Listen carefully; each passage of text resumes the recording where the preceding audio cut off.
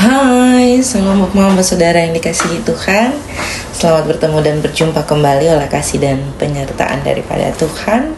Saya senantiasa berharap bahwa saudara semua dalam keadaan sehat walafiat dengan penuh rasa syukur kepada Tuhan.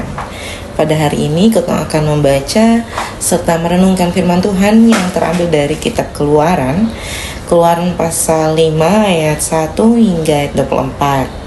Sebelum membaca serta merenungkan akan firman Tuhan, saya mengundang kita menyatukan hati dan pikiran di dalam doa. Kita berdoa. Bapa di dalam surga, Bapa yang kami sembah lewat anakmu Yesus Kristus, terima kasih Tuhan untuk kasih setia dan penyertaan Tuhan di dalam kehidupan kami. Kami boleh bangun di pagi hari dengan tubuh sehat dan nyaman dan menikmati berbagai aktivitas kami Tuhan. Pada saat ini Tuhan, kami akan membaca serta merenungkan akan firman Tuhan. Kami mengundang Tuhan hadir di tengah-tengah kami, menguduskan hati dan pikiran kami. Biarlah apa yang kami baca, apa yang kami dengar, bisa kami renungkan dan kami lakukan di dalam kehidupan kami hari lepas hari. Mengampuni salah dan dosa kami. Di dalam anakmu Yesus Kristus kami telah datang dan berdoa. Amin. Bapak-bapak saudara yang dikasihi Tuhan, pembacaan kita terambil dari kitab Keluaran pasal 5 ayat 1 hingga ayat 24. Di bawah perikop Musa menghadap Firaun, bangsa Israel makin ditindas.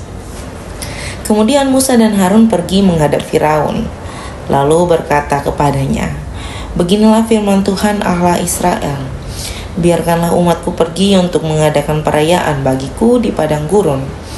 Tetapi Firaun berkata, "Siapakah Tuhan itu yang harus kudengar firman-Nya untuk membiarkan orang Israel pergi?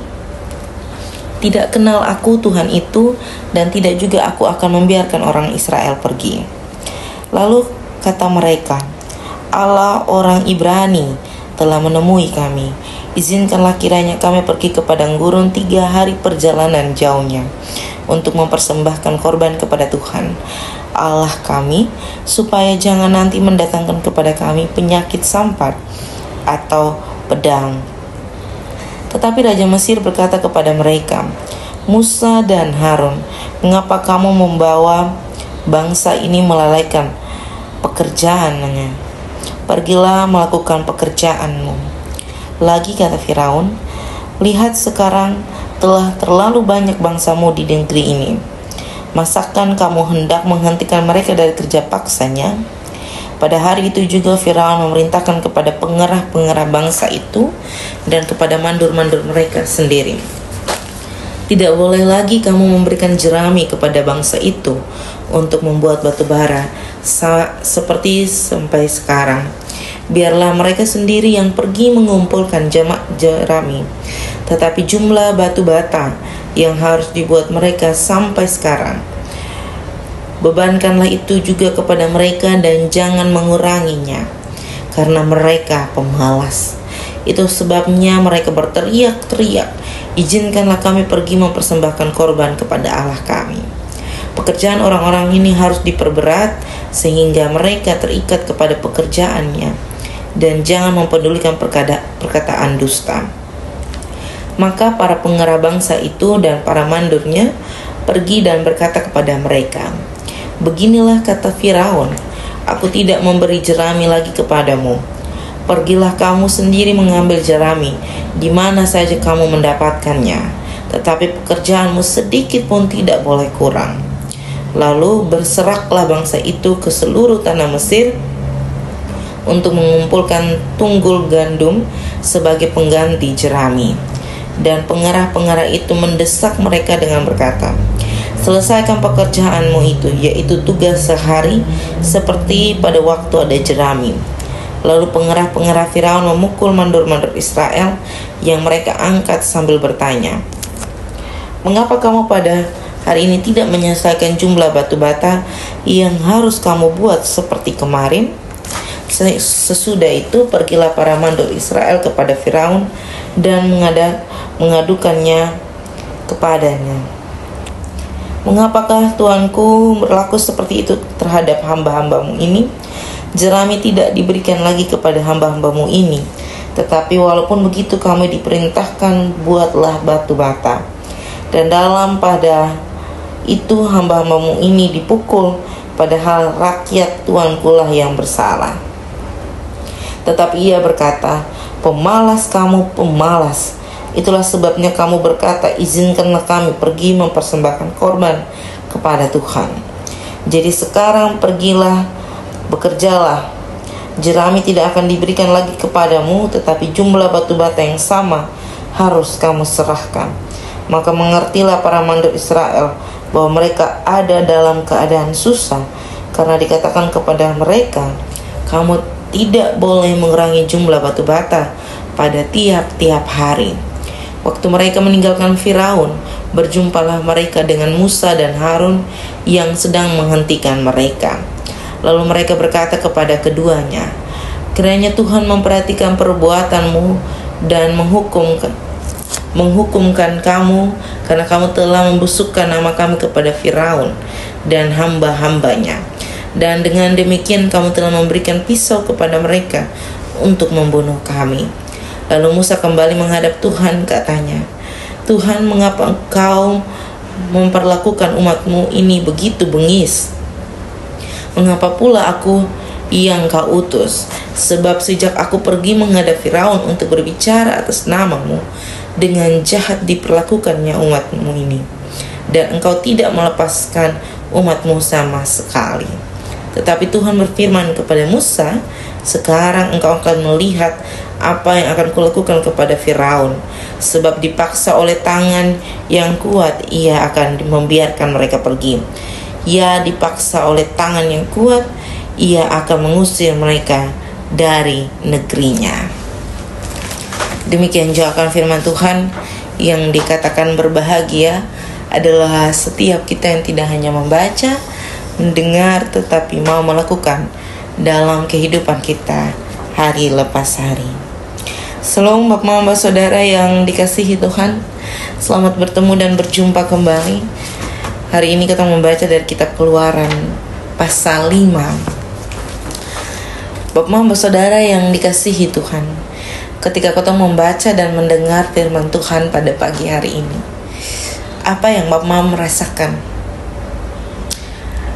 Yang saya rasakan ketika membaca perenungan firman ini, sebelum saya membagikan pada Bapak Mama semua, saya merasakan begitu kejamnya orang-orang Mesir, orang-orang yang diperintahkan oleh Firaun. Terlebih yang paling kejam itu adalah Firaun. Kenapa? Karena dia menuntut sesuatu yang tidak dia berikan, tetapi dia juga memaksa untuk diberlakukan sama, padahal dia tidak memberikan yang sama. Terlebih daripada itu lagi, Firaun tidak mengizinkan bangsa Israel untuk memberikan persembahan korban kepada Tuhan. Ini sebuah kejahatan yang sangat-sangat luar biasa ya. Ini dia tidak membunuh, tetapi penyiksaan, tetapi perintah yang dia berikan sebuah bentuk penyiksaan atau pembunuhan secara perlahan. Karena apa? Karena pada masa itu jerami itu sangat sulit. Kalau tidak diberikan, mereka harus buat batu bata dari apa?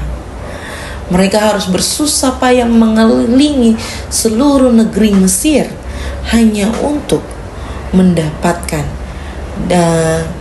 sececah batang-batang gandum itu untuk dijadikan batu bata. Tetapi yang diperintahkan lagi adalah batu bata itu harus sejumlah yang sama dengan ketika mereka menerima jerami dari orang-orang Mesir. Ini masa-masa perbudakan yang sangat-sangat menyiksa. Saya bayangkan kalau saya ada pada masa itu, saya mungkin sudah mati kelaparan, mati kehausan, saya sudah menangis, saya sudah beriak-riak kepada Tuhan. Dan ternyata hal itu juga dilakukan oleh bangsa Israel dan disampaikan juga oleh Musa kepada Allah.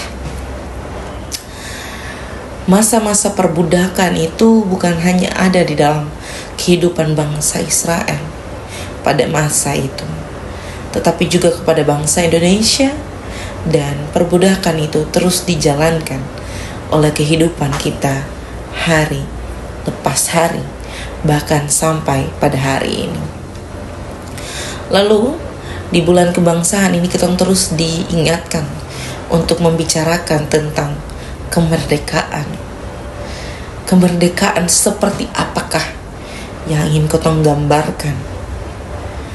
Kalau menurut saya, berdasarkan firman Tuhan ini, memerdekakan mereka dari seluruh perbudakan yang menikam mereka, membunuh mereka secara perlahan. Dan Allah memberikan mereka kemerdekaan itu. Lalu apa yang Kotong ingin merdekakan dari Kotong pun diri? Adalah memerdekakan setiap pribadi kita dari hal-hal yang tidak sepantasnya ada di dalam kitab kehidupan.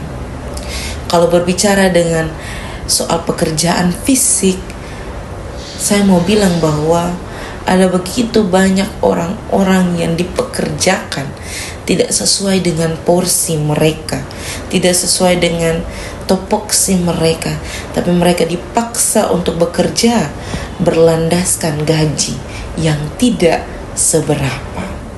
Tetapi mereka terus bekerja untuk menghidupi kehidupan yang sedang menunggu mereka. Tentu omong tentang keadilan ini sudah menjadi hal yang sangat lumrah.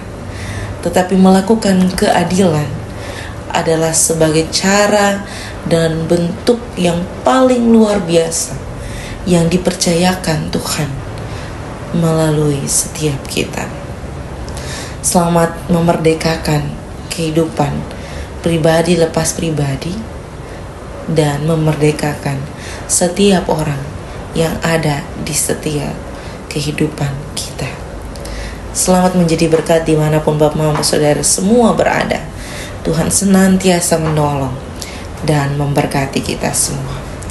Amin untuk firman Tuhan. Untuk menutup renungan pada saat ini, kita menyatukan hati dan pikiran di dalam doa. Kita berdoa.